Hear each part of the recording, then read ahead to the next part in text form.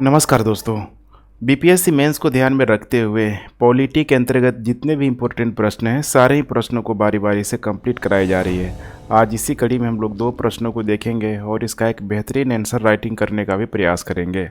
पहला प्रश्न है यहाँ पे, आरपीए अधिनियम अर्थात रिप्रेजेंटेटिव पीपुल एक्ट 1951 का जो अधिनियम है उसके तहत संसद और राज्य विधानमंडल के कुछ सदस्यों की हालिया अयोग्यता को राजनीति के अपराधीकरण के खिलाफ नए परिवर्तन के उपाय के रूप में देखा गया है। इसको टिप्पणी करना है। यहाँ पे किस तरीके से टिप्पणी करेंगे, तभी एक बहुत बड़ा जो मामला आया था राहुल गांधी का, आप करंट से इसको लिंक करने का प्रयास कर सकते हैं। अब यहाँ पे पूरा आपको आरपीए अधिनियम के तहत पूरा आपको डिटेलिंग करना है कि इसमें सांसदों और विधायकों के लिए कौन कौन से ऐसे प्रोविज़न यहाँ पे लाया गया है। तो चलिए हम लोग यहाँ पे देखते हैं कि किस तरीके से एक अच्छा आंसर राइटिंग का शुरुआत करते हैं। तो यहाँ पे परिचय में आपको इंडिकेट करना है, यहाँ पे राजनीति का प्राधिकरण से इसको लिंक करने का प्रयास करना है कि किस तरीके से जो भी यहाँ पे राजनीतिक जो पार्टियां होती है खासकर वैसे ही लोगों का टारगेट करने का प्रयास करती है। तो यहाँ पे एक बेहतरीन विकल्प के रूप में आप देख सकते हैं आरपीए अधिनियम को। अगर इसको स्ट्रिक्टली फॉलो किया जाए तो पार्टियां भी यहाँ पे वोट बैंक की राजनीति करने से बचेंगी या फिर वैसे व्यक्ति को खड़ा करने से बचेंगी जिसका बैकग्राउंड अपराधीकरण से भरा हुआ है। दूसरा यहाँ पे इंडिकेट करना है अयोग्यता के लिए संवैधानिक प्रावधान। अब यहाँ पे अयोग्यता के लिए जो भी संवैधानिक प्रावधान है इसमें कुछ पॉइंटों का आपको शामिल करते हुए मेन प्रश्न पे आना है। आरपीए 1951 के तहत जो भी अयोग्यता है, अब पूरा का पूरा ठीक है, सब डिटेलिंग आपको करने का यहाँ पे प्रयास करना है। जो भी अयोग्यता है इसमें बहुत सारी अयोग्यताओं को हम लोग शामिल करते हुए आप चलेंगे। उसके बाद से यहाँ पे दिखाना है कि आरपीए की धारा 8 और राजनीति का जो अपराधीकरण का यहाँ पे उद्देश्य क्या है। यहाँ पे अब जो भी इसका पॉजिटिव जो उद्देश्य है, सकारात्मक उद्देश्य के तौर पे एक एक उद्देश्यों को दिखाते चलना है। और यहाँ पे हाल का जो कुछ मामला हुआ है खासकर विधायकों और सांसदों से संबंधित कि कहाँ कहाँ पे इसका अप्लाई भी किया है, वैसे एग्जाम्पल को भी आप देना ना भूलें।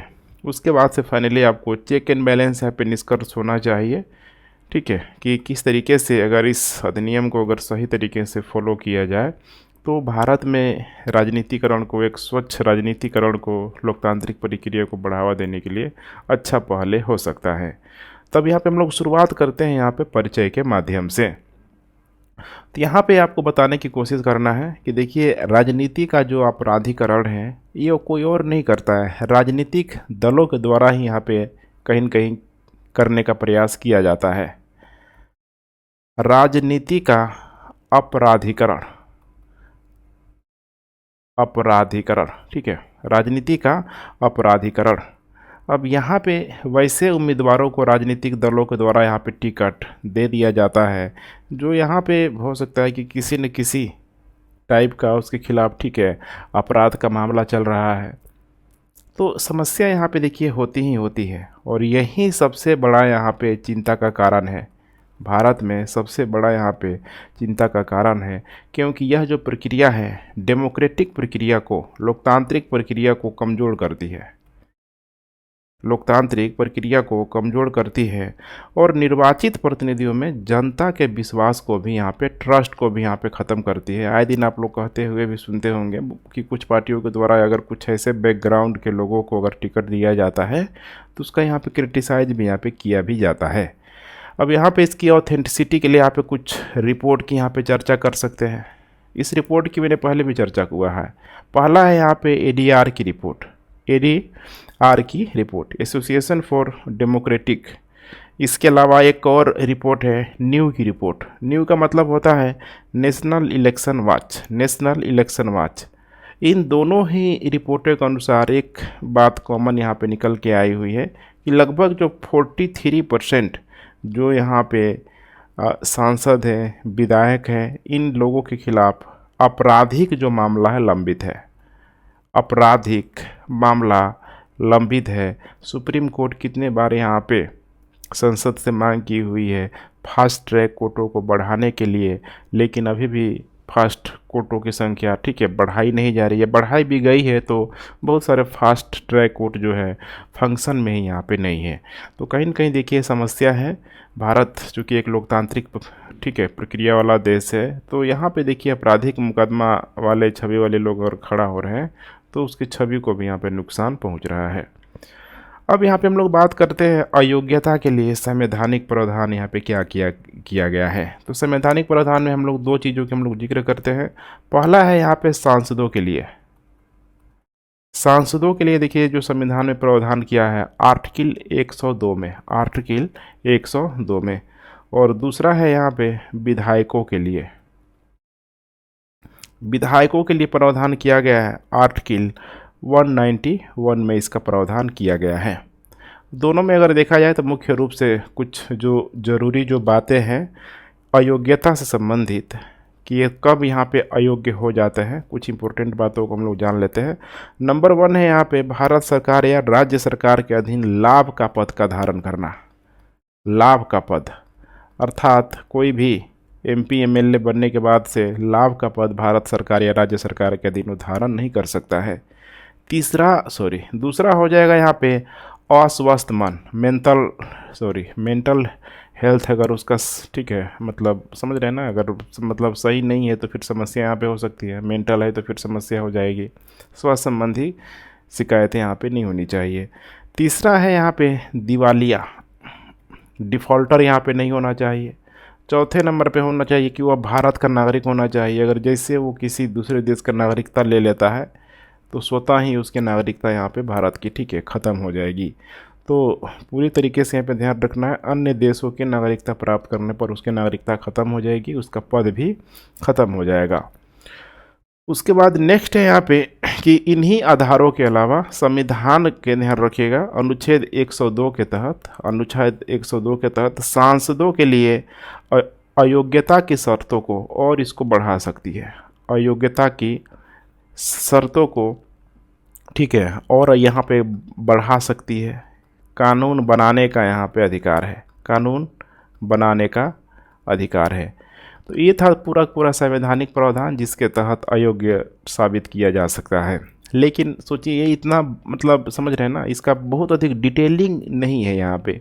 और इस मामले की वजह से इसीलिए यहाँ पे कोई सांसद और विधायक खासकर संवैधानिक प्रावधान के तहत यहाँ पे कोई अयोग्य साबित भी नहीं हो पाता है। अब यहाँ पे जो नेक्स्ट हम लोग जिसकी बात करने वाले हैं RPA 9051 के तहत अयोग्यता। अब इसमें चूँकि ठीक है एक बहुत बड़े डायमेंशन के अंतर्गत हर एक चीज़ों को बड़ी डिटेलिंग तरीके से बताया गया है कि किस किस कंडीशन में यहाँ पे अयोग्य ठहराया जा सकता है।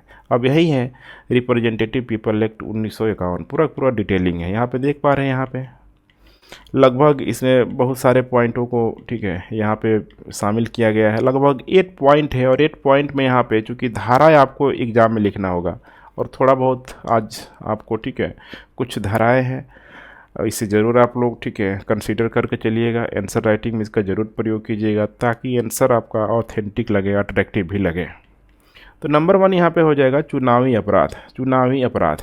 इसमें यहाँ पे जो चुनावी अपराध में ठीक है जो अपराध की जो धारा लगती है 8A, ध्यान रखिएगा 8A, इसके तहत यहाँ पे संसद की अयोग्यता का ये भी प्रावधान करती है। सब के सब यहाँ पे संसद की अयोग्यता का ही यहाँ पे प्रावधान यहाँ पे करेगी। जैसे कि चुनावी संबंधी, अब चुनावी संबंधी समझिए कि यहाँ पे रिजल्ट को मैनिपुलेट करने के लिए अलग अलग चीज़ों का यहाँ पे सहारा लिया ना जाना चाहिए। जैसे कि सपोज करिए यहाँ पे चुनाव के लिए यहाँ पे भ्रष्टाचार हो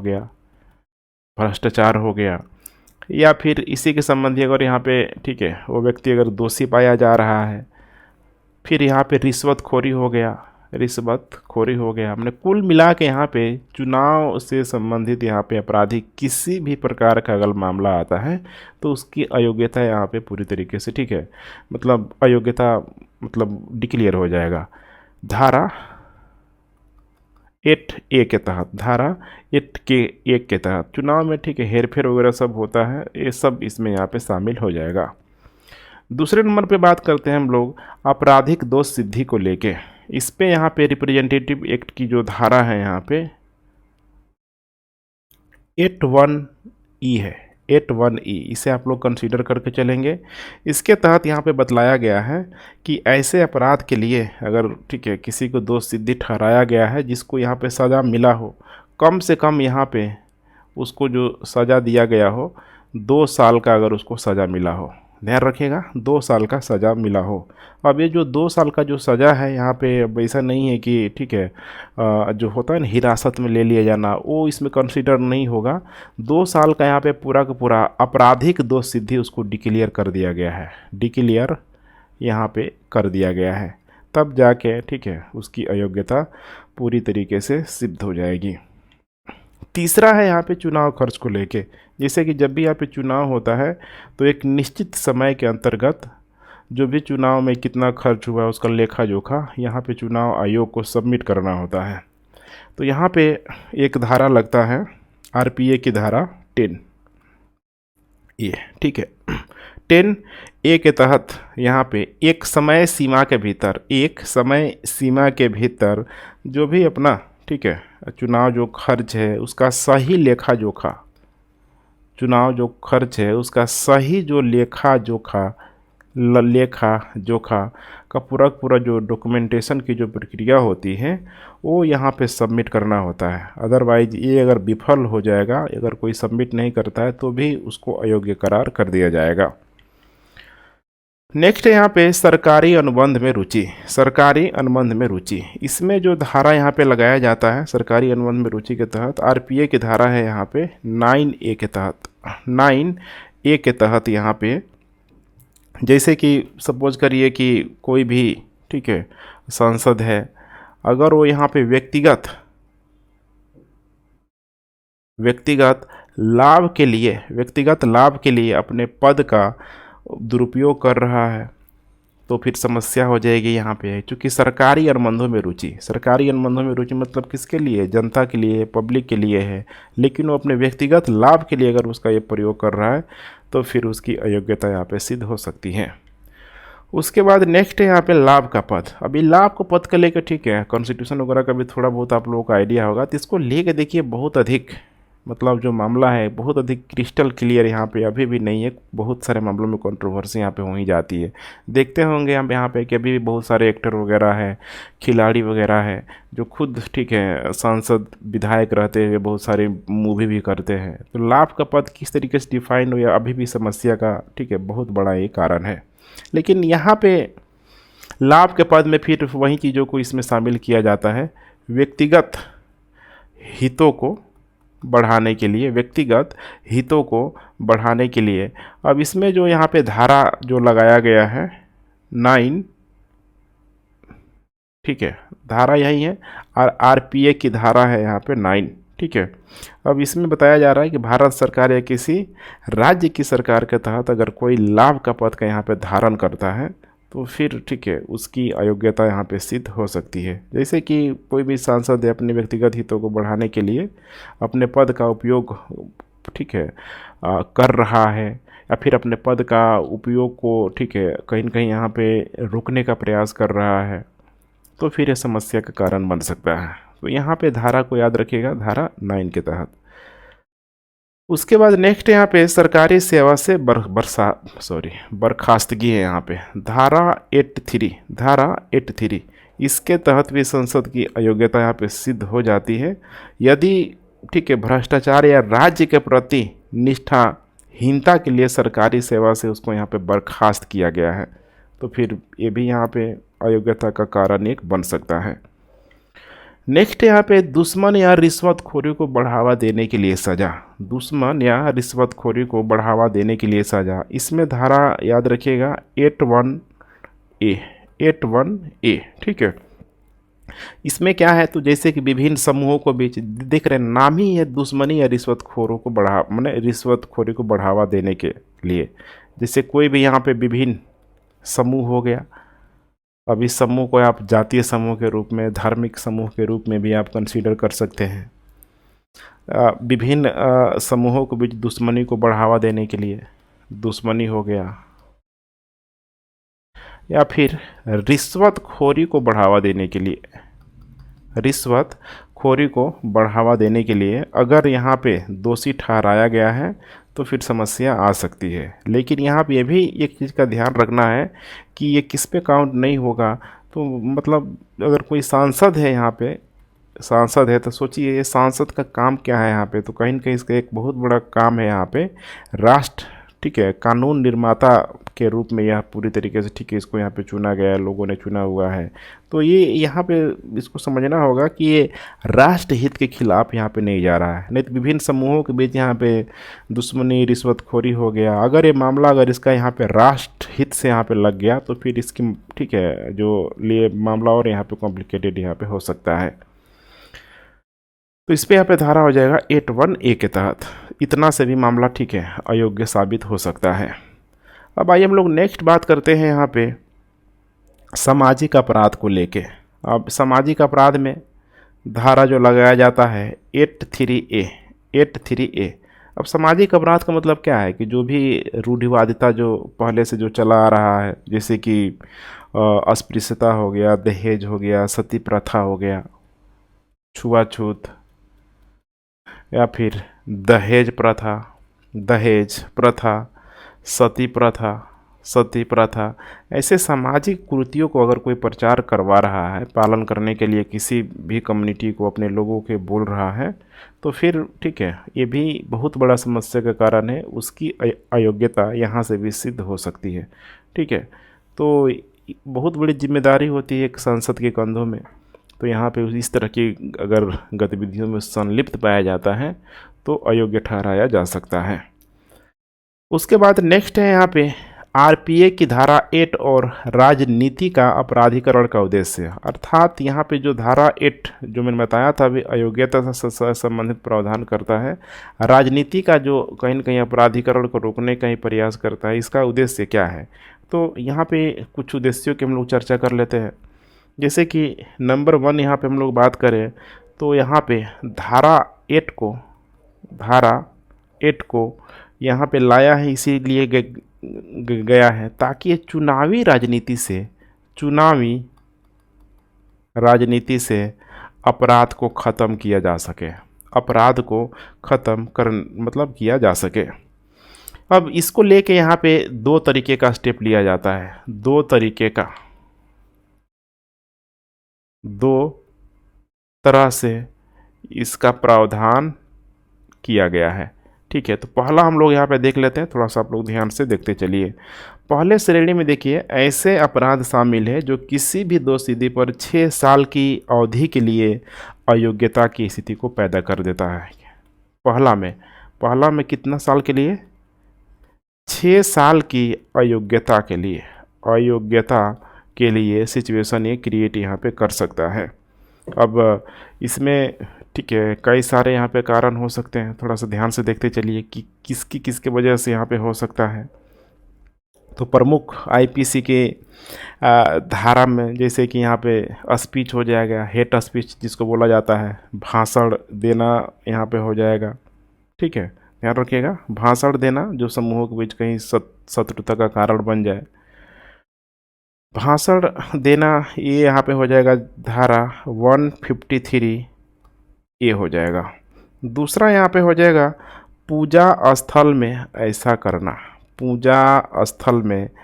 करना, यहाँ पे हो जाएगा धारा 505। तीसरा हो जाएगा चुनाव के दौरान रिश्वतखोरी,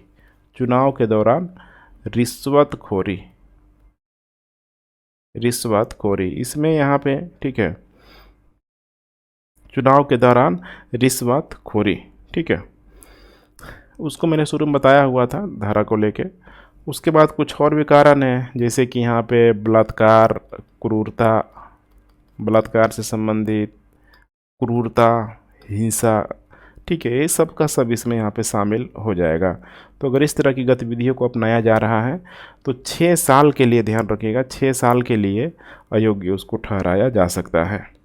इसके अलावा कुछ और भी यहाँ पे कारण हो सकता है, जैसे कि नागरिक अधिकार संरक्षण अधिनियम, इसी में मैं शामिल कर देता हूँ, नागरिक अधिकार संरक्षण अधिनियम। दूसरा हो जाएगा यहाँ पे सीमा शुल्क अधिनियम,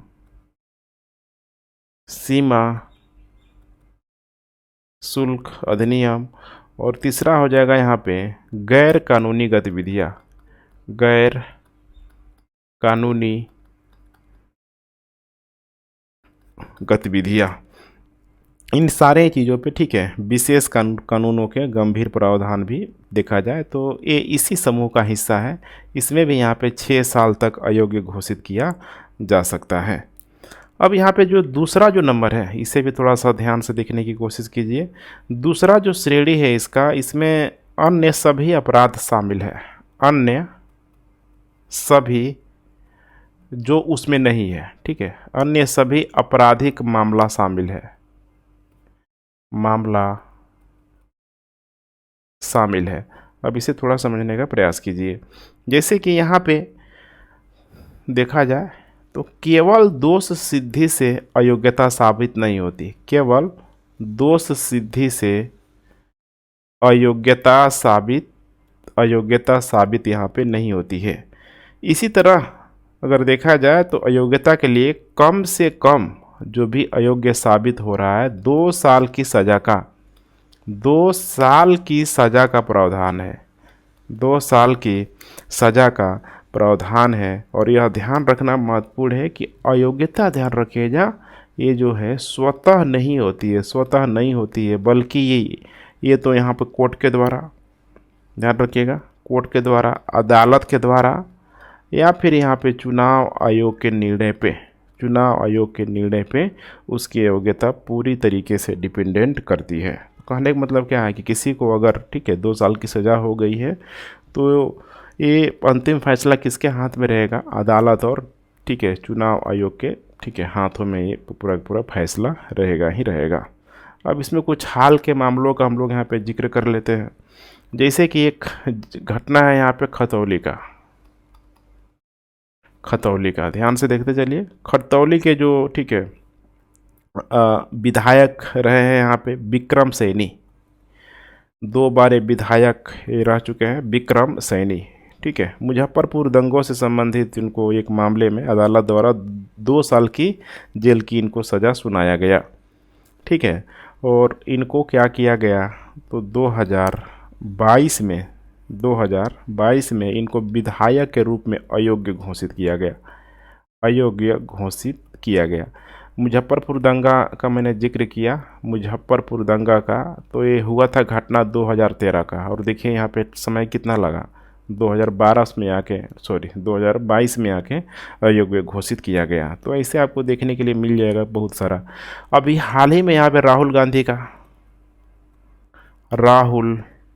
गांधी का मानहानि के आरोप में यहाँ पे ठीक है ये मतलब दोषी ठहरा दिया गया गुजरात में, ठीक है, जो भी वहाँ पर का कोर्ट है वहाँ पे जब यहाँ पे ठीक है जब दोषी यहाँ पे ठहरा दिया गया तो राहुल गांधी को भी यहाँ पे निलंबित कर दिया गया, उनकी सदस्यता से निलंबित कर लिया गया। उसमें ठीक है जो सज़ा का जो प्रावधान था मैक्सिमम 2 साल का जो सज़ा का प्रावधान था, 2 साल सज़ा भी मिल गया। अयोग्य अब राहुल गांधी हो गए, ठीक है, सांसद नहीं रहे। तो यहाँ पे आपको इन चीज़ों को समझते हुए यहाँ पे चलना है, ठीक है।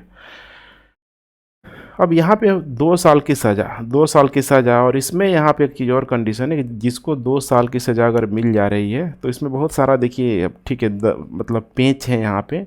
2 साल की सज़ा के बाद वो अगला 6 साल तक चुनाव भी नहीं लड़ पाएगा, ध्यान रखिएगा, अगला 6 साल तक के लिए चुनाव लड़ नहीं पाएगा। लेकिन मैंने बताया अभी बहुत सारा इसमें क्या है पेच है यहाँ पे, ठीक है, कुछ भी हो सकता है क्योंकि मामला ये आगे जाएगा। हालांकि नियम यही है, ठीक है, अगर कोई हाई कोर्ट में अपील कर दे, सुप्रीम कोर्ट में अपील कर दे, तो फिर मैं उसी पेंच की यहाँ पे बात कर रहा हूँ। इसमें पूरा फिक्स नहीं है कि राहुल गांधी के मामले में कि अगले 2 साल के अगर ठीक है अगर सज़ा कंटिन्यू रहती है, मिल जाती है, तो 6 साल तक वे चुनाव नहीं लड़ पाएंगे, ठीक है।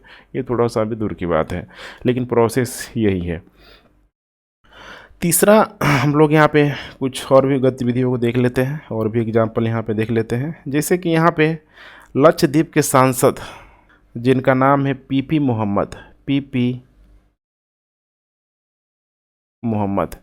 ठीक है, 2023 में, ध्यान रखिएगा, हत्या के प्रयास में जनवरी 2023 में हत्या के प्रयास में इनको 10 साल की सज़ा सुनाया गया, 10 साल की सज़ा सुनाया गया, और सज़ा सुनाते ही ये भी अयोग्य साबित हो गए। ठीक है। उसके बाद कुछ और भी एग्जाम्पल है, जैसे कि समाजवादी पार्टी के नेता आजम खान, बहुत चर्चा में ये, ठीक है, रहते हैं। आजम खान यहाँ पे अक्टूबर 2022 में, अक्टूबर 2022 में उत्तर प्रदेश विधानसभा से अयोग्य इसे भी घोषित कर दिया गया। ठीक है। क्योंकि एक अदालत ने उन्हें 2019 के अभद्र भाषा के मामले में 3 साल की, आपको भाषा भी याद होगा, ठीक है, भाषण भी कहीं ध्यान होगा आप लोग, बहुत चर्चित भाषण था। 3 साल की यहाँ पे जेल की सज़ा सुनाई गई थी, 3 साल की जेल की सज़ा सुनाई गई थी। वैसे ही यहाँ पे राजद विधायक है जिनका नाम है यहाँ पे अनिल कुमार साहनी, अनिल कुमार साहनी, ठीक है, बिहार विधानसभा से 2022 में यहाँ पे 3 साल की जेल की सज़ा के बाद अक्टूबर 2022 में बिहार विधानसभा से अनिल कुमार साहनी को अयोग्य घोषित कर दिया गया। तो ये कुछ यहाँ पे मामले हैं, इसमें से सारे एग्जाम्पल नहीं, आप 2-3 भी दिखा देंगे तो काम यहाँ से बन जाएगा। अब यहाँ पे हम लोग नेक्स्ट बात करते हैं राजनीति के अपराधीकरण के खिलाफ एक परिवर्तनीय उपाय। तो अभी तक आप जो भी देखा, इससे क्या लग रहा है कि इसका, ठीक है, मिसयूज थोड़ा सा होता ही होता है, लेकिन आपको न्यायपालिका पे कहीं ना कहीं भरोसा करना ही होगा। भारत की न्यायपालिका एक विश्वसनीयता, एक सख्त न्यायपालिका के रूप में भी यहाँ पे जाना जाता है। तो यहाँ पे जो भी स्टेप लिया जा रहा है उसको आपको फॉलो करना ही होगा। नेता लोग देखते होंगे ना, हमेशा बार बार बोलते हैं कि हमें भारत की संविधान पे, भारत के न्यायपालिका पे पूरा का पूरा भरोसा है, तो सबको यहाँ पे करना ही होगा। तो राजनीतिक अपराधीकरण के खिलाफ एक परिवर्तनीय उपाय यहाँ पे क्या है यहाँ पे, ठीक है। तो परिवर्तनीय उपाय के रूप में आपको यहाँ पे समझना है कि आरपी अधिनियम के तहत सांसद और विधायकों को, देखिए, अयोग्यता को राजनीतिक अपराधीकरण के खिलाफ एक परिवर्तनकारी उपाय के रूप में देखा जा सकता है। अयोग्यता, बार बार यही चीज़ आ रही है, अयोग्यता, ठीक है। क्योंकि इसी अयोग्यता के डर से यहाँ पे, इसी अयोग्यता के डर से यहाँ पे चुनाव में, देखिए यहाँ पे चुनाव में, राजनीतिक गतिविधियों में यहाँ पे अपराध की श्रेणी को, अपराध में संलिप्त लोगों को यहाँ पे, ठीक है, कम करने में या फिर उनकी छटनी करने में हमेशा मदद मिलेगी। वैसे पार्टियाँ कभी भी वैसे लोगों को यहाँ पे, ठीक है, टिकट नहीं देगी जिनका बैकग्राउंड यहाँ पे आपराधिक किस्म का यहाँ पे रहा ही रहा है। दूसरा, आप ये भी कह सकते हैं कि यह एक बहुत मजबूत संदेश भी देता है, यह एक मजबूत संदेश भी देता है कि संसद और राज्य विधानमंडल के कुछ सदस्यों की अयोग्यता की वजह से, ठीक है, राजनीति का अपराधीकरण बर्दाश्त नहीं किया जा सकता है। राजनीति का अपराधीकरण जो है बर्दाश्त नहीं किया जा सकता है, ठीक है। कुछ और भी बातें मैं थोड़ा शामिल कर देता हूँ, थोड़ा सा ध्यान से देखते चलिए। तीसरे नंबर पे यहाँ पे हो सकता है कि इस कदम से, देखिए, राजनीतिक दलों को आपराधिक रिकॉर्ड वाले उम्मीदवारों को टिकट देने से रोकने से, ठीक है, मतलब कह सकते हैं कि एक उम्मीद तो मिलती ही मिलती है कि भाई उसे नहीं दिया जाएगा। इससे क्या हो जाएगा, तो चुनावी गुणवत्ता में सुधार होगा, चुनावी गुणवत्ता में यहाँ पे सुधार होगा। सपोज करिए अगर कोई यहाँ पे किसी को टिकट दे ही दिया गया है, जीत ही अगर गया है, अगर वो अयोग्य हो जा रहा है, अयोग्य हो जा रहा है, तो एट ए टाइम उसके, ठीक है, जो भी कंस्टिट्यूएंसी है वहाँ पे उपचुनाव हो जाएगा, उपचुनाव हो जाएगा। अर्थात अब जनता भी अलर्ट हो जाएगी कि हम जिसको भी चुने वो आपराधिक बैकग्राउंड का ना हो। इसके अलावा जो भी पार्टियाँ होगी, उसको अगर जो भी पार्टी टिकट दे रही है वो भी इस चीज़ को, मतलब दोबारा अगर, ठीक है, नाप तोल के ही किसी को खड़ा करेगी, किस तरह की गतिविधियाँ दोबारा ना हो, तो यहाँ पे जनता को दोबारा अपना प्रतिनिधि चुनने का मौका मिल जाता है। फाइनली यहाँ पे आकर हम लोग बात करते हैं यहाँ पे निष्कर्ष की।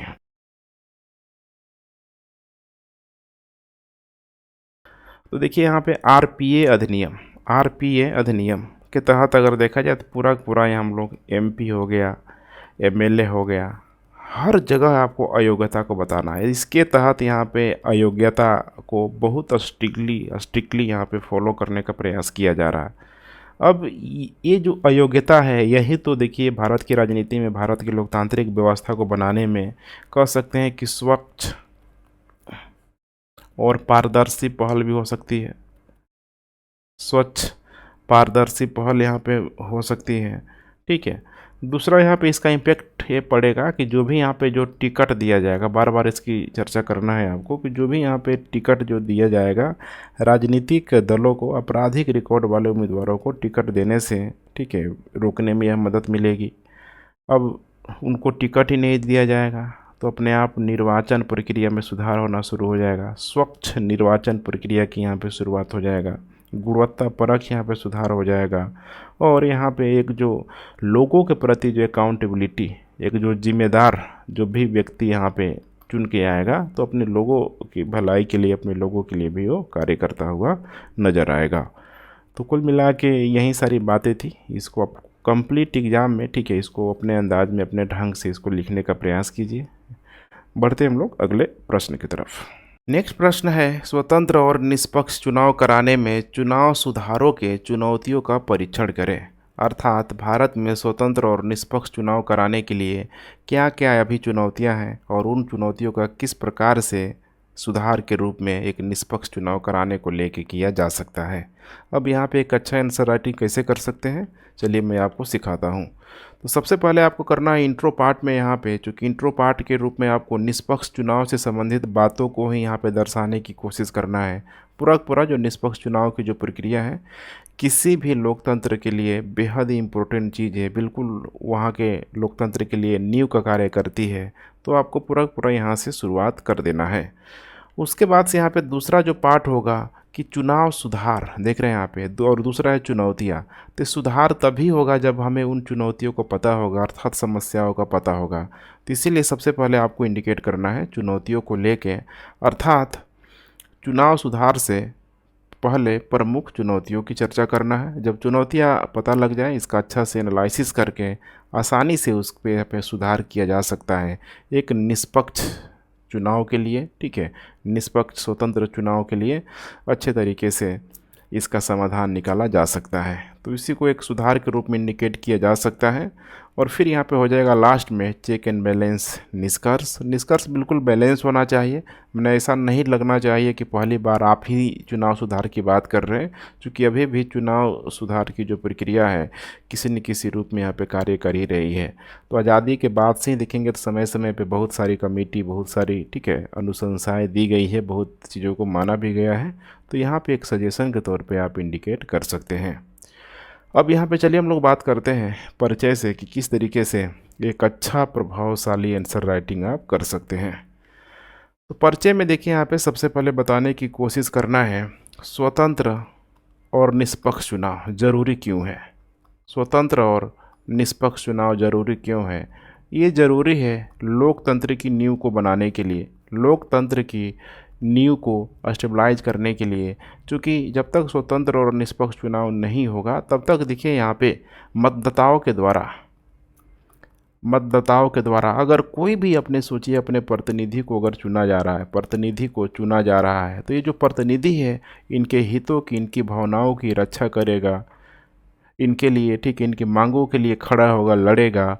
लेकिन अगर जहाँ पे स्वतंत्र और निष्पक्ष चुनाव नहीं होगा तो फिर इनका जो प्रतिनिधि है कभी भी चुन के नहीं आएगा। इसके जगह हो सकता है कि आपराधिक प्रवृत्ति का या फिर जिसका इन्होंने चुनाव नहीं किया है, इनकी विचारधारा से मेल जिनका नहीं खाता है, वैसे अगर व्यक्ति आ जाएगा तो कभी भी इनके भावनाओं का सम्मान नहीं करेगा, कभी भी इनके अधिकारों के लिए वो लड़ाई नहीं लड़ेगा।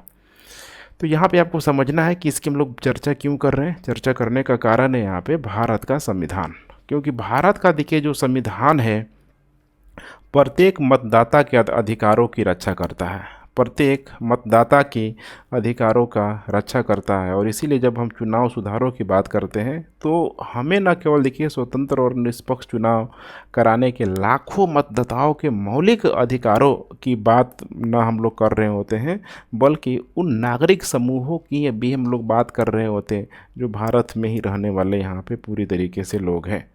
तो यहाँ पे आपको समझना है फंडामेंटल राइट की हम लोग बात कर लें, ठीक है। फंडामेंटल राइट के साथ साथ जो भी यहाँ पे नागरिक समूह हो गया, नागरिक समूह, इसकी हम लोग बात कर लें, ठीक है।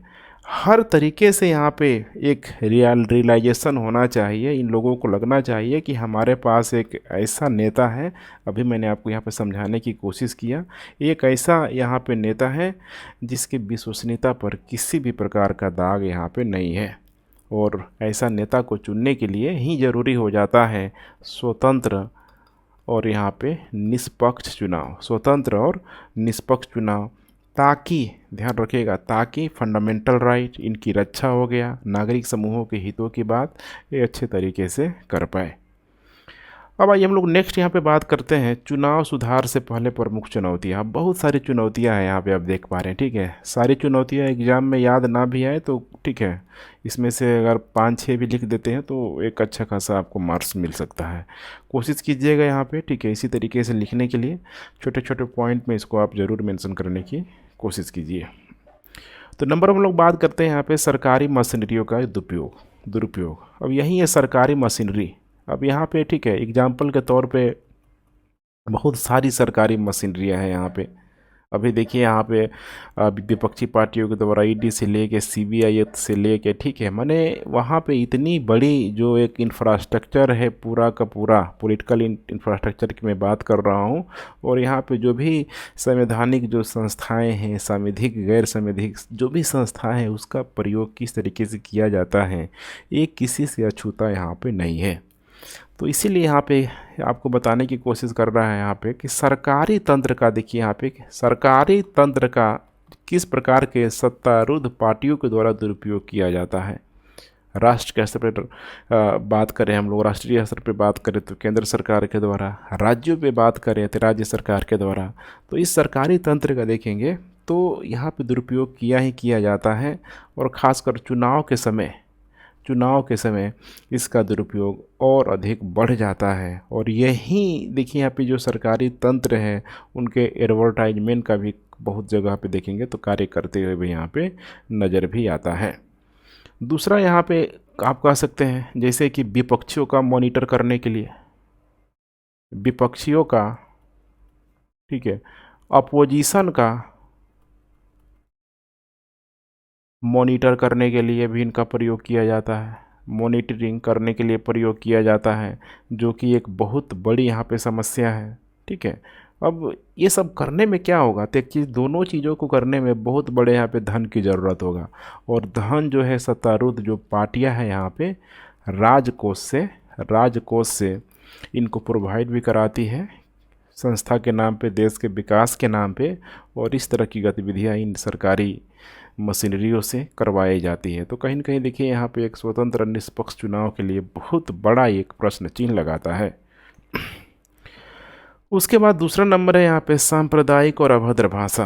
पूरी तरीके से आपको सिंपल भाषा में, ठीक है, भाषा की मर्यादाओं को ध्यान में रख के सब यहाँ पे आपको लिखने की कोशिश करना है। यहाँ पे आप सिंपल बात करें सांप्रदायिक और अभद्र भाषा का तो यहाँ पे हो जाएगा, यहाँ पे सांप्रदायिकता को बढ़ाने के लिए जाति हो जाएगा, सांप्रदायिकता को बढ़ाने के लिए धार्मिक कट्टरवाद, धार्मिक उन्मादवाद भी कह सकते हैं, कट्टरवाद।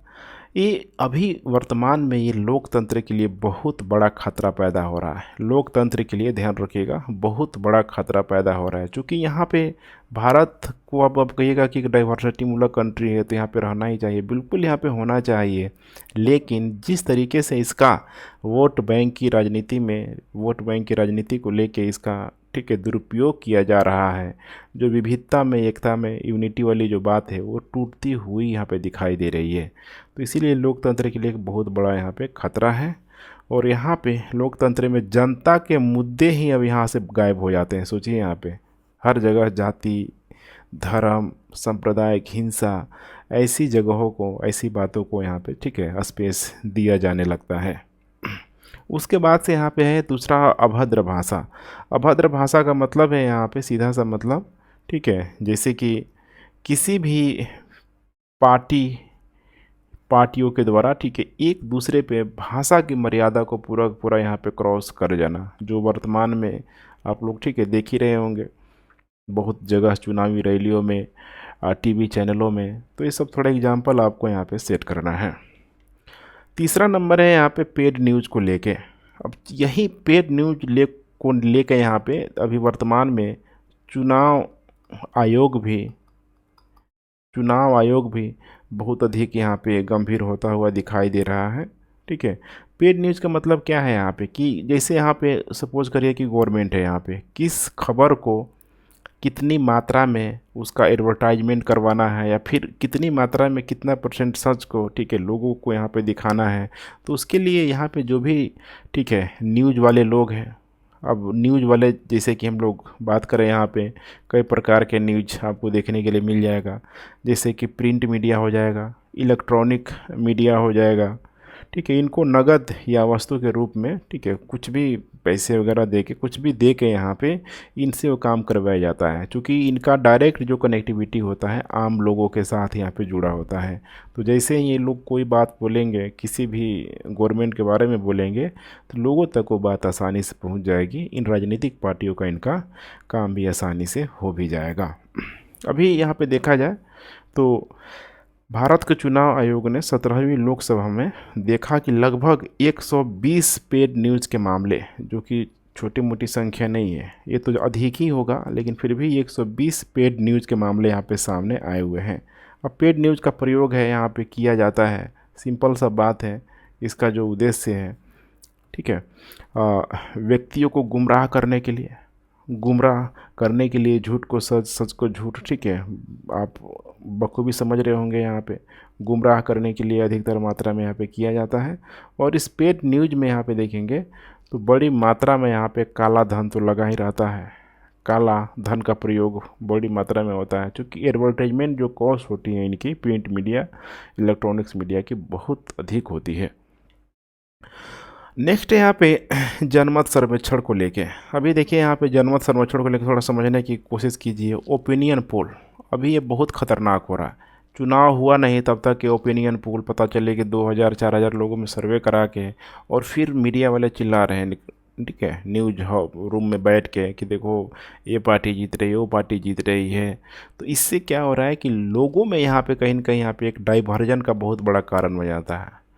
फिर लोग यहाँ पे आसानी से मैनिपुलेट हो जाते हैं। सोचिए अब यहाँ पे ओपिनियन में क्या होगा, यहाँ पे कुछ लोगों पे सिलेक्टेड अप्लाइड करके उसको पॉजिटिव निगेटिव किसी भी पार्टी के फेवर में अनफेवर में दिखाया जा सकता है, और लोगों को, ठीक है, मैनिपुलेट कर किया जा सकता है, डाइवर्जन किया जा सकता है, और फिर उनका जो रियल जो वोट है किसी एक विशेष पार्टी को यहाँ पे, ठीक है, दिलवाया जा सकता है। तो ये बहुत बड़ी समस्या का क्या है, कारण है। और ओपिनियन जो पोल है यहाँ पे ध्यान रखिएगा, ओपिनियन जो पोल है यहाँ पे आर्टिकल 91A जिसका मतलब किससे, फंडामेंटल राइट से है, कि भाषण और अभिव्यक्ति की स्वतंत्रता के अधिकारों के यहाँ पे खिलाफ है, ठीक है। तो कहीं ना कहीं यहाँ पे उसको मैनिपुलेट कर रहा है कि नहीं कर रहा, डाइवर्जन देख रहे हैं यहाँ पे।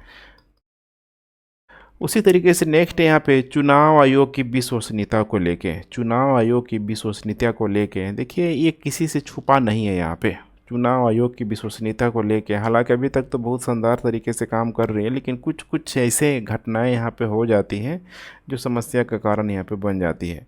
चुनाव आयोग देखिए यहाँ पे गुप्त मतों का संरक्षक है, गुप्त मतों का संरक्षक है, संरक्षक। लेकिन ऐसे ऐसे कुछ मीडिया में, ठीक है, सोशल मीडिया में ऐसी ऐसी तस्वीरें आ जाती है, भ्रामक भी हो सकती है, जो कि कहीं न कहीं यहाँ पे चुनाव आयोग की निष्पक्षता पे, उसकी विश्वसनीयता पे प्रश्न चिन्ह लगाना लाजमी हो ही जाता है। दूसरा ये भी हो सकता है यहाँ पे देखिए जो आदर्श चुनाव है, आदर्श चुनाव संहिता, आदर्श चुनाव संहिता का कहीं न कहीं यहाँ पे देखेंगे तो सत्तारूढ़ पार्टियों के द्वारा, सत्तारूढ़ पार्टियों के द्वारा सही तरीके से यहाँ पे इसको, ठीक है, इम्प्लीमेंट नहीं किया जा रहा, इम्प्लीमेंट नहीं किया जा रहा है। अब इसके कई सारे हथकंडे हैं यहाँ पे कि इलेक्शन से पहले, ठीक है, जैसे ही आदर्श चुनाव संहिता लग गया तो फिर यहाँ पे, ठीक है, जो भी नियम है इसका, नियम कानून को तोड़ते हुए लोग सत्तारूढ़ पार्टी, इनको बस यही लगता है कि जो है हम ही है, कोई रोकने टोकने वाला नहीं है। तो यहाँ पे चुनाव आयोग को यहाँ पे बिल्कुल सतर्क यहाँ पे होना चाहिए, क्योंकि पूरी की पूरी यहाँ पे जो जिम्मेदारी है यहाँ पे चुनाव आयोग की है। उसके बाद नेक्स्ट यहाँ पे दल बदल विरोधी कानून का उल्लंघन, ये भी एक बहुत बड़ी, ठीक है, समस्या है। जैसे कि एक इसमें टर्म का प्रयोग किया जाता है, ठीक है, जिसका नाम है हॉर्स ट्रेडिंग, हॉर्स ट्रेडिंग। अर्थात विधायिका की खरीद फरोख्त यही है यहाँ पे। जो भी यहाँ पे एमपी हो गया, एमएलए हो गया, देखिए यहाँ पे सीटों को, ठीक है, मैंने होता है ना सरकार बनाने के लिए या फिर सरकार को तोड़ने के लिए किस प्रकार से हॉर्स ट्रेडिंग किया जाता है। अभी कई सारे एग्जाम्पल देखिए असम में, फिर हम लोग महाराष्ट्र में बात कर लें, कितने सारे एग्जाम्पल आपको अभी तक देखने के लिए मिल ही जाएगा। तो इसे भी यहाँ पे बहुत स्ट्रिक्टली यहाँ पे दल विरोधी कानून का जो जो भी उल्लंघन कर रहा है यहाँ पे स्ट्रिक्टली उसको, ठीक है, पूरी तरीके से फॉलो करवाने पे यहाँ पे बल देना चाहिए। ठीक है, तो यहाँ पे इस चीज़ को समझना है, क्योंकि दल विरोधी जो कानून को राजनीतिक दल यहाँ पे कहीं न कहीं यहाँ पे दरकिनार कर रहे हैं, दरकिनार कर रहे हैं। और इसमें एक चीज़ आपको और मैं बता दूं कि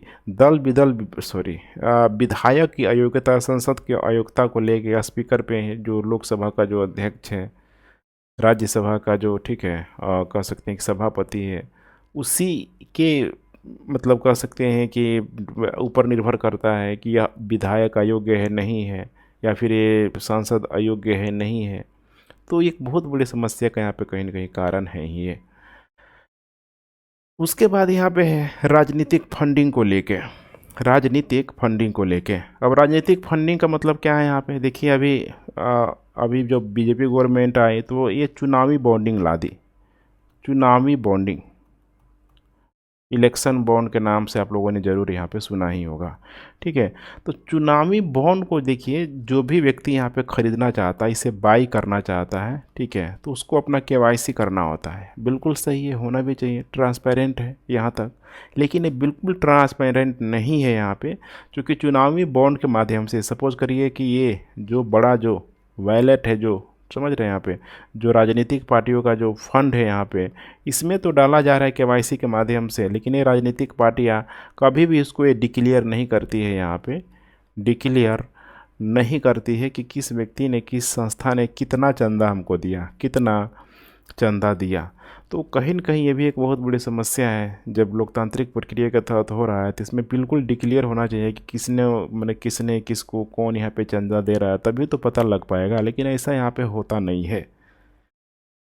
तो ये भी एक बहुत बड़ी यहाँ पे समस्या का ध्यान रखिएगा, मतलब कारण है इसमें। फिर वही मामला आ जाता है काला धन का, काला धन का, ब्लैक, ठीक है, मनी की यहाँ पे बात की जा रही है। डालो इसमें, जितना डालोगे, ठीक है, सब बाहर निकलेगा, सब वाइट मनी हो जाएगा, कोई समस्या ही यहाँ पे नहीं होगी। उसके बाद से यहाँ पे रिश्वत वगैरह हो गया, रिश्वत कि डायरेक्ट हम नहीं लेंगे, इसी के तहत जाके यहाँ पे, ठीक है, चुनावी बॉन्ड के माध्यम से यहाँ पे डाल लो। तो एक अलग ही ये, ठीक है, जो कह सकते हैं कि ट्रेडिशन है, पूरी तरीके से डेवलप हो गया है राजनीतिक फंडिंग को लेके। तो यहाँ पे ट्रांसपेरेंट पूरी तरीके से ये अभी भी नहीं है। नेक्स्ट यहाँ पे राजनीति का अपराधीकरण को लेके, राजनीति का अपराधीकरण को लेके, ये देखिए यहाँ पे एसोसिएशन ऑफ डेमोक्रेटिक रिफॉर्म के अनुसार, association of democratic reform, ADR, इसकी चर्चा बार बार होगी। एडीआर के रिफॉर्म के अनुसार खुद इसने बताया हुआ कि देखिए जो 17वीं जो लोकसभा का चुनाव हुआ, 17वीं जो लोकसभा का जो चुनाव हुआ, अगर देखा जाए तो इसमें 29% ऐसे, देखिए यहाँ पे निर्वाचित कैंडिडेट, निर्वाचित अर्थात एकदम निर्वाचित जो कैंडिडेट है यहाँ पे, इन पे देखा जाए तो अलग अलग इंजाम लगा हुआ है, जैसे कि बलात्कार हो गया, हत्या, हत्या का प्रयास, हत्या का प्रयास। इसके अलावा महिलाओं के खिलाफ अपराध का मुकाबला, महिलाओं के खिलाफ अपराध का कहीं न कहीं मुकदमा यहाँ पे, ठीक है, मतलब मामला दर्ज किया गया है। अब वैसे लोगों के लिए पूरा तरीके से देखा जाए तो जो राजनीतिक जो दल है, राजनीतिक जो दल है, समझ रहे हैं, राजनीतिक जो दल है एक शरणस्थली बन गया है, शरणस्थली बन गया है। गुनाह कितना भी बड़ा क्यों ना हो इनका, मतलब ठीक है, कितना भी बड़ा गुनाह क्यों ना हो, अगर ये जाके किसी एक राजनीतिक दल में अगर मिल जाएंगे तो कहीं न कहीं यहाँ पे उसको, ठीक है, ख़त्म कर दिया जाता है, ख़त्म करने का भी प्रयास किया जाता है। बहुत सारे एग्जाम्पल अभी भी है, ठीक है। तो यहाँ पे समस्या है कि आपराधिक राजनेताओं को नियम बनाने की प्रक्रिया से रोकने के लिए कोई, देखिए यहाँ पे विधायी अधिनियम यहाँ पे नहीं है, ठीक है। विधायी अधिनियम यहाँ पे होना चाहिए रेगुलेट करने के लिए। नेक्स्ट यहाँ पे राजनीति में नैतिक मूल्यों का अभाव, जो वर्तमान में एक बहुत बड़ी यहाँ पे समस्या का कारण है। अभी देखेंगे वर्तमान में, ठीक है, तो जो भी नेताओं हैं, जो भी नेता हैं यहाँ पे, उनके जो नैतिक इथिकल वैल्यू में, नैतिक मूल्यों में बड़ी तेज़ी से गिरावट आई है। अब इससे क्या होगा, खुद आप सोच के देखिए कि भारत में पार्टी की गतिशीलता पूरी तरीके से गांधी के आदर्शों के खिलाफ हो जा रही है, गांधी के आदर्शों के खिलाफ हो जा रही है। सोचिए यहाँ पे अभी भी हर एक नेता गांधी के आदर्शों को, ठीक है, मतलब होता है ना, मतलब वेशभूषा ही सिर्फ, गांधी की वेशभूषा को ही सिर्फ फॉलो करने से कोई गांधी नहीं हो जाएगा। उसको फॉलो करने के लिए, ठीक है, वेशभूषा से कहीं अधिक ज़रूरी है उसकी अपनी एथिकल वैल्यू, उसके जो विचार, गांधी के विचार पे वो पूरी तरीके से चले। जैसे गांधी जी के विचार है कि नहीं, निस्वार्थ आत्म बलिदान, लोगों की सेवा करना। तो यहाँ पे अभी आपको ये सब चीज़ बहुत कम ही देखने के लिए मिलेगा, इन्हें गिने नेताओं में ही आपको देखने के लिए मिलेगा ही मिलेगा। और ऐसे में क्या हो रहा है, तो वे अपनी विश्वसनीयता कहीं न कहीं लोगों में खो भी रहे हैं। चुनाव के समय देखते हैं बहुत सारी जगह ऐसी ऐसी घटनाएं होती हैं कि नेता सब वहाँ वोट मांगने से भी अब यहाँ पे जाके डर रहा है सब कि नहीं जाएंगे। तो समस्या यहाँ पे होती ही होती है। तो अभी से जो भी नेता लोग हैं यहाँ पे अपने में राजनीतिक जो मूल्य हैं, ठीक है, नैतिक जो मूल्य हैं, उसको कूट कूट के भरे, लोगों से अपने आप को कनेक्ट करने का प्रयास करें, तभी जाके ये सारी चीज़ें ठीक हो सकती है। उसके बाद भारतीय चुनाव प्रक्रिया को अधिक निष्पक्ष बनाने का यहाँ पे क्या क्या उपाय हो सकता है। अब देखिए बहुत सारे उपाय हैं, लगभग 8 उपाय हैं। इसमें से कुछ उपाय को आपको ज़रूर मेंशन करना है एग्जाम में। जैसे नंबर 1 है यहाँ पे राज्य वित्त पोषण को लेके, अर्थात यहाँ पे इसको समझने की कोशिश करना है कि देखिए जो भी यहाँ पे चुनाव हो रहा है, जो भी चुनाव हो रहा है, अभी सपोज करिए कि कोई भी चुनाव हो रहा है, अगर कोई ऊपर की पार्टी है, मान के चलिए ये नेशनल पार्टी है, राष्ट्रीय पार्टी है, अब इस पार्टी के अंतर्गत यहाँ पे चाहे विधायकी के चुनाव हो, लोकसभा का चुनाव हो, डजेंट मैटर यहाँ पे, तो पार्टी का जो फंडिंग एक एक नेता को किस तरीके से किया जाता है किसी से छुपा नहीं है। मैंने इलेक्शन में पैसा पानी की तरह देखिए बहता है, ऐसा यहाँ पे नहीं होना चाहिए। उसके लिए यहाँ पे जो कॉन्सेप्ट लाया गया है राज्य वित्त पोषण का, हालांकि अभी इसको इम्प्लीमेंट नहीं किया गया है, कि राज्य वित्त पोषण के माध्यम से एक इसका सबसे बड़ा जो सकारात्मक जो कदम होगा कि यहाँ पे जो भी कैंडिडेट होगा किसी भी पार्टी से, उसको अपने पार्टी से पैसा नहीं लेना होगा, वो राज्य वित्त पोषण, राज्य, ठीक है, हर एक कैंडिडेट को यहाँ पे पैसा समान रूप से डिस्ट्रीब्यूट करेगा। मैंने बिल्कुल ये मामला हो जाएगा आईपीएल टाइप का, कि आईपीएल में है ना एक गुल्लक बना हुआ है, सबके पास बराबर पैसा है, अब उस पैसे से कोई कैसे टीम खड़ा कर रहा है वो उसके ऊपर डिपेंडेंट करता है। तो ठीक यही चीज़ यहाँ पे होना चाहिए चुनाव में राज्य वित्त पोषण के माध्यम से, ताकि चुनाव में कोई बहुत अधिक और कम खर्च यहाँ पे ना कर पाए, ठीक है। अब इसके लिए प्रयास किया जा रहा है एक कुछ चीज़ और करने के लिए, कि राष्ट्रीय चुनाव कोष स्थापित करने का, राष्ट्रीय चुनाव कोष स्थापित करने की यहाँ पे बात की जा रही है। अब जब राष्ट्रीय चुनाव कोष स्थापित यहाँ पे हो जाएगा, तो कौन व्यक्ति, भारत का एक एक व्यक्ति जो भी यहाँ पे दान देगा, फंड करेगा, उसकी पूरी यहाँ पे डिटेलिंग रखी जाएगी। और यहाँ पे नियंत्रण किसका होगा, सरकार का होगा, आप कह सकते हैं यहाँ पे सरकार का नियंत्रण होगा यहाँ पे। तो कहीं ना कहीं यहाँ पे देखेंगे तो ट्रांसपेरेंसी आपको अधिक देखेगी, ट्रांसपेरेंसी अधिक देखेगी, ठीक है। उसके बाद नेक्स्ट यहाँ पे राजनीतिक दल का ऑडिटिंग, ये बहुत बड़ी समस्या का कारण है। देखिए राजनीतिक पार्टी यही है कि लोगों के लिए या फिर किसी भी विपक्ष के लिए उसको डैमेज करना, ठीक है, मतलब एक से एक चीज़ों को, ठीक है, उसको किसी सिस्टम के अंतर्गत उसको कमज़ोर कर देना, ये होता ही होता है। लेकिन देखिए राजनीतिक दल का ऑडिटिंग ये बहुत ज़रूरी हो जाता है, खासकर यहाँ पे इलेक्शन वगैरह में। और इसमें कमेटी का नाम है वेंकट चलैया समिति, नाम है वेंकट चलैया समिति। केंद्र का ऑडिटिंग हो सकता है, राज्य का ऑडिटिंग हो सकता है, तो फिर यहाँ पे चुनाव में जो खर्च हुआ है उसका ऑडिटिंग यहाँ पे क्यों नहीं हो सकता है, ठीक है। तो यहाँ पे इस चीज़ को आपको समझना है यहाँ पे। और इसमें वेंकट चलैया समिति की जो रिपोर्ट आई है 2002 में इसकी ठीक है इनकी रिपोर्ट आई है। इन्होंने बताया कि राज्य के वित्त पोषण के साथ साथ पार्टी की आय और व्यय के ऑडिट यहाँ पे ज़रूर होना ही होना चाहिए। ध्यान रखिएगा, पार्टी का आय और व्यय, कितना उस पार्टी की आय है, कितना व्यय हो रहा है, इसका पूरा का पूरा ठीक है ध्यान रखिएगा, ऑडिटिंग यहाँ पे ज़रूर होनी ही होनी चाहिए। ठीक है, तो तभी जाके थोड़ा ट्रांसपेरेंसी यहाँ पे आ पाएगी। इसके अलावा यहाँ पे दूसरा इसमें बताया गया है, थोड़ा सा ध्यान से देखते चलिए कि राजनीतिक दलों को आईटी एक्ट, ध्यान रखिएगा ठीक है, सॉरी आईटी नहीं हो जाएगा, आरटीआई एक्ट 2005 के तहत शामिल किया जाना चाहिए। 2005 के तहत इसको शामिल किया जाना चाहिए ताकि आम व्यक्ति भी किसी पार्टी से संबंधित जानकारी को आसानी से हासिल कर सके। उसके बाद है यहाँ पे चुनाव आयोग को मजबूत करना। चुनाव आयोग को मजबूत करना, इसका सिंपल सा मतलब है यहाँ पे कि देखिए सत्तारूढ़ जो दल है इसका मिसयूज नहीं कर सके। सत्तारूढ़ जो दल है इसका मिसयूज नहीं कर सके। और यहाँ पे जो भी कर्मचारी वगैरह हैं, जो भी कर्मचारी हैं, कर्मचारियों की जवाबदेहिता को पूरी तरीके से यहाँ पे तय करना चाहिए। यहाँ पे हो सकता है कि जो भी यहाँ पे रसद आपूर्ति है, इनकी रसद आपूर्ति ठीक है, कैसे किस तरीके से मैनेज करना चाहिए, मैंने कुल मिला के मनी का प्रॉब्लम इन लोगों को नहीं होना चाहिए कि जहाँ जिस तरीके से इम्प्लीमेंट करना हो स्वतंत्र और निष्पक्ष चुनाव को लेके इनको इतना अधिकार यहाँ पे होना चाहिए। सबसे बड़ी समस्या का जो कारण होता है देखिए यहाँ पे चुनाव आयुक्त ठीक है, मुख्य चुनाव आयुक्त और होते हैं एक मुख्य चुनाव आयुक्त, 2 सहायक होते हैं। इनकी जो नियुक्ति हो ठीक है, ये बिल्कुल एक कॉलेजियम प्रणाली के तहत किया जाना चाहिए। कॉलेजियम प्रणाली के तहत किया जाना चाहिए, क्योंकि यहीं से मामला दिक्कत हो जाता है। मुख्य चुनाव आयुक्त और यहाँ पे ठीक है 2 जो यहाँ पे ध्यान रखिएगा जो सह आयुक्त होते हैं, ये बहुत बड़ा ये रोल प्ले करते हैं पूरे चुनाव प्रक्रिया को ठीक है, निष्पक्षता स्वतंत्रता को तय करने में।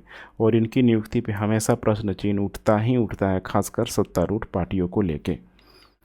उसके बाद नेक्स्ट यहाँ पे विधायी उपाय को लेके, इसमें एक कमेटी का याद आप ठीक है नाम याद रखिएगा, दिनेश गोस्वामी कमेटी। दिनेश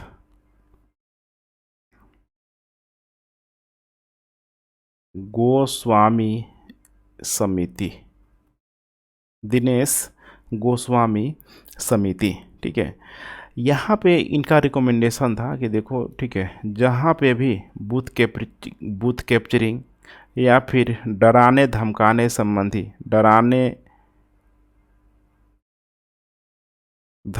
संबंधित मामला आ रहा है, तो वहाँ पे कुछ इस तरीके से यहाँ पे ठीक है विधेयक पारित करना चाहिए, विधेयक फिर ठीक है नियम कानून यहाँ पे बनना चाहिए कि फिर इस तरीके से यहाँ पे मामला कोई उत्पन्न यहाँ पे नहीं हो। बहुत इम्पोर्टेंट इनके द्वारा रिकमेंडेशन यहाँ पे दिया गया था। इसके अलावा दिनेश गोस्वामी समिति ने दल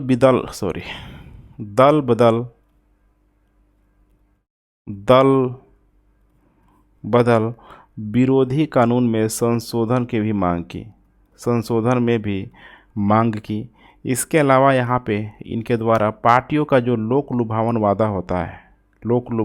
वादा होता है, इस पे इन्होंने अंकुश लगाने की बात की कि जो बजट है भारत का जो बजट है या फिर ठीक है किसी भी पार्टी का जो भी बजट है यहाँ पे, उस बजटीय संसाधन के अनुपात के आधार पे ही ये लोक लुभावन वादा यहाँ पे किया जाए। ये नहीं कि ज़बरदस्ती अब उतना रिसोर्स है नहीं भारत के पास और उससे कहीं अधिक हम वादे कर रहे हैं।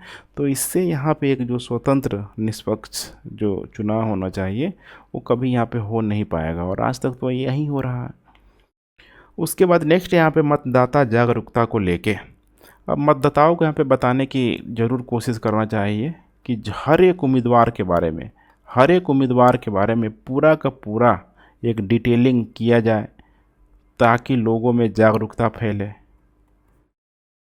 ठीक है, किसे चुनना है, सपोज करिए कोई भी उम्मीदवार खड़ा हो रहा है, उसका एजुकेशन, उसका जो भी बैकग्राउंड है, आपराधिक जो मुकदमा है पूरा का पूरा अगर उसी समय डिक्लेयर कर दिया जाए, जैसे वो होता है ना एक व्यक्ति का देखिए जॉब लगता है, पूरा का पूरा उसको उसका बायो जो डाटा है, डॉक्यूमेंटेशन प्रक्रिया, इंटरव्यू सब के तहत खंगाल लिया जाता है। लेकिन अमूमन ऐसा चुनाव में हमें देखने के लिए नहीं मिलता है। तो ये चीज़ यहाँ पे बिल्कुल होना चाहिए मतदाताओं को जागरूक करने के लिए, मतदाताओं को जागरूक करने के लिए। ठीक है, अब जागरूक कैसे किया जाएगा? तो यहाँ पे इनके बीच एजुकेशन को बढ़ावा दो, एजुकेशन को बढ़ावा दो। जो भी यहाँ पे अधिकारी लोग हैं, सार्वजनिक अधिकारियों के बीच निष्पक्षता को बढ़ाने के लिए, ठीक है, उचित शिक्षा और प्रशिक्षण कार्यक्रम भी पूरी तरीके से आयोजन करना चाहिए। इसके अलावा जो भी यहाँ पे गिफ्टिंग वगैरह बहुत अधिक होता है, देखिए गिफ्टिंग एक बहुत बड़ी समस्या का कारण है, जितना हो सके इससे दूर रहना चाहिए। नेक्स्ट हो जाएगा यहाँ पे न्यायिक सुधार को लेके। तो देखिए न्यायिक सुधार में चुनाव आयोग के पास किसी उम्मीदवार को अयोग्य घोषित करने की शक्ति है। कोई भी उम्मीदवार को अयोग्य घोषित करने की जो शक्ति है ये चुनाव आयोग के पास है। और आपको मैंने बताया था अभी चुनाव आयोग का जो, ठीक है, नियुक्ति यहाँ पे कैसे होता है, खासकर मुख्य चुनाव आयुक्त को लेके जो बहुत बड़ा प्रश्न चिन्ह लगता है। तो यहाँ पे उम्मीदवार को आयोग को लेकर सिर्फ और सिर्फ यहाँ पे इलेक्शन कमीशन के पास मतलब अंतिम सर्वमान्य निर्णय नहीं होना चाहिए, बल्कि इसमें यहाँ पे बताया जा रहा है कि हाई कोर्ट हो गया, सुप्रीम कोर्ट हो गया, ठीक है, इनको भी शामिल करना चाहिए। रिट क्षेत्राधिकार के तहत अयोग्य ठहराने की शक्ति इनको भी यहाँ पे दी जानी चाहिए। इसके अलावा यहाँ पे जो भी कैंडिडेट है, ध्यान रखिएगा, जो भी कैंडिडेट है यहाँ पे उम्मीदवार और निर्वाचित नेताओं के खिलाफ मामले की त्वरित सुनवाई के लिए यहाँ पे विशेष अदालत, इसकी मैंने चर्चा किया था आप लोगों से कि स्पेशल कोर्ट की संख्या जितनी हो सके बढ़ानी चाहिए, क्योंकि पूरा जो है संसदीय व्यवस्था के तहत ही इसको बढ़ाया जा सकता है। पैसा कहाँ से आएगा, खुद आप सोच के देखिए। सुप्रीम कोर्ट बार बार बोलती है लेकिन उस पर विशेष अधिक ध्यान नहीं दिया जाता है। तो एक बहुत बड़ी समस्या का क्या है, कारण है। उसके बाद यहाँ पे, ठीक है, नेक्स्ट यहाँ पे हो जाएगा वोटों का न्यूनतम प्रतिशत। ये भी देखेंगे तो बहुत बड़ा समस्या का कारण है। होता है ना भारतीय जो मतलब विनर का जो सिस्टम है, यहाँ पे पहले खंभा छूने की पद्धति, उसी को बोला जाता है फर्स्ट पास्ट पोस्ट, सॉरी, इसको बोला जाता है first past the post system. इसका सीधा सा मतलब है यहाँ पे कि जिसको सबसे अधिक वोट मिल जाए, सबसे अधिक वोट मिल जाए। अब ये सबसे अधिक का कोई निर्धारित नहीं है, कितना भी अगर, ठीक है, सबसे अधिक मतलब सपोज करिए कि अगर किसी को 10% मिला, 15% मिला, 20% मिला, 13% मिला, तो 20% वाला यहाँ पे सबसे अधिक उसको मिल गया और जीत गया। तो यहाँ पे नहीं होना चाहिए। जैसे अमेरिकी राष्ट्रपति में क्या है कि हर हाल में 50% प्लस 1 माने 51% वहाँ पे जब तक कुल पड़े मतों का वोट एक व्यक्ति को नहीं मिल जाता है तब तक अमेरिकी राष्ट्रपति नहीं बन सकता है। तो यहाँ पे भी वही चीज़ बताया जा रहा है कि first past the post system में ये बहुत बड़ी यहाँ पे समस्या का क्या है, ये भी एक कारण है, ठीक है, जिसमें सबसे ज़्यादा वोट पाने वाला विजेता घोषित कर दिया जाता है। अब सोचिए कि अगर किसी उम्मीदवार को विजेता घोषित करने के लिए डाले गए कुल वोटों का न्यूनतम जो प्रतिशत यहाँ पे रखा जाए तो फिर कितना अच्छा होगा। ये भारत में भी ये चीज़ करना चाहिए कि 51% जब तक कि एक कैंडिडेट को नहीं मिल जाता है उसको जीता नहीं जाना चाहिए। तो यहाँ पे ये सबसे बड़े इसको खामी माना जाता है first past the post system को लेके। उसके बाद है यहाँ पे स्वतंत्र और निष्पक्ष मीडिया को लेके, इसको ठीक करना बेहद ही ज़रूरी है। देखिए लोकतंत्र का चौथा स्तंभ इसे माना जाता है, ठीक है, चौथा स्तंभ माना जाता है। जितना हो सके यहाँ पे जो मैंने बताया हुआ था पेड न्यूज़ को लेके यहाँ पे इनको यहाँ पे लिप्त नहीं होना चाहिए। इस पे भी शिकंजा कसने की ज़रूरत है। उसके बाद फाइनली आ जाता है निष्कर्ष की। तो निष्कर्ष में आपको फिर वही सारी बातें बताना है यहाँ पे कि देखिए यहाँ पे स्वतंत्र लोकतंत्र के लिए जिम्मेदार सरकार की स्थापना के लिए चुनाव जो सुधार जो है बहुत ज़रूरी है। स्वतंत्र जो चुनाव जो सुधार है बहुत यहाँ पे ज़रूरी है। लेकिन यहाँ पे आपको बताना है कि भारत में जो चुनाव जो सुधार है, भारत में चुनाव जो सुधार है बस एक बार का प्रयास नहीं है, एक बार का प्रयास नहीं है। समय के साथ बहुत सारी चीज़ें परिवर्तनीय है, यहाँ पे चेंज हो ही रही है, टेक्नोलॉजी हर एक चीज़ देखिए चेंज हो रहा है। तो अभी भी ये प्रयास भारत में चल रहा है, अभी भी प्रयास चुनाव सुधार को लेकर प्रयास चल ही रहा है। ठीक है, इसीलिए अगर देखेंगे तो भारत में चुनाव प्रणाली में सुधार के लिए हम लोग खुद बात कर लें यहाँ पे इलेक्शन कमीशन की, इसके अलावा राष्ट्रीय कानून